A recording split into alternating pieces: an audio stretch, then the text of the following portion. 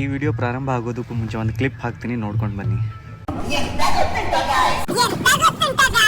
ಎಂತ ಗೊತ್ತುಂಟ ಗಾಯ್ಸ್, ನಾನು ಸಹ ಮಂಗಳೂರಿನವನು. ಇದೆಲ್ಲ ನಾಟಕ ಆಡಲ್ಲ. ಒಂದು ಮುಖವಾಡ ಹಾಕೊಳ್ತಿರೋದು ಯಾರು?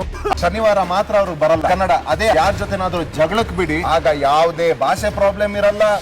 ಇದೇ ಅವರ ನಾಟಕೀಯ ಫೇಕ್ ಮುಖವಾಡ. ನಿನ್ನೆ ಸಂಡೇ ಎಪಿಸೋಡಲ್ಲಿ ಧ್ರುವಂತ್ ಅವ್ರು ಒಂದು ಮಾತು ಹೇಳ್ತಾರೆ, ಈ ಮನೆಯಲ್ಲಿ ತುಂಬ ರಿಯಲ್ ಆಗಿ ಆಡ್ತಾ ಇರೋದು, ಫೇಕ್ ಇಲ್ಲದೆ ಆಡ್ತಾ ಇರೋದು, ತಮಗೆ ಅನಿಸಿರೋದನ್ನು ನೇರವಾಗಿ ಹೇಳ್ತಾ ಆಡ್ತಾ ಇರೋದು ಧ್ರುವಂತ್ ಅವ್ರು ಮಾತ್ರ ಅಂತ ಹೇಳ್ತಾರೆ.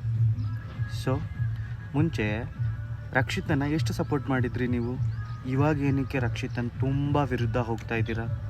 ರಕ್ಷಿತಾ ಫೇಕ್ ಮಾಡ್ತಾ ಇದ್ದಾಳೆ ಅಂತ ಅಂದ್ಕೊಳ್ಳೋಣ. ನಿಮ್ಮ ಪ್ರಕಾರ ಎಷ್ಟು ದಿವಸ ಫೇಕ್ ಮಾಡೋಕ್ಕೆ ಸಾಧ್ಯ? ಎಷ್ಟು ದಿವಸ ಭಾಷೆಗಳನ್ನು ಇಟ್ಕೊಂಡು ಫೇಕ್ ಮಾಡಿ ಮಾತಾಡೋಕ್ಕೆ ಸಾಧ್ಯ?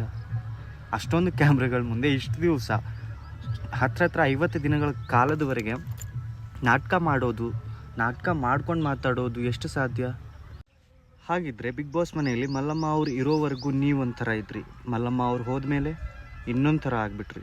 ಇದಕ್ಕೆ ನಂಬಬೇಕು? ಇದಕ್ಕೆ ನಾಟಕ ಅನ್ನೋಂಗಿಲ್ಲ, ರಿಯಲ್ ಅಲ್ವಾ?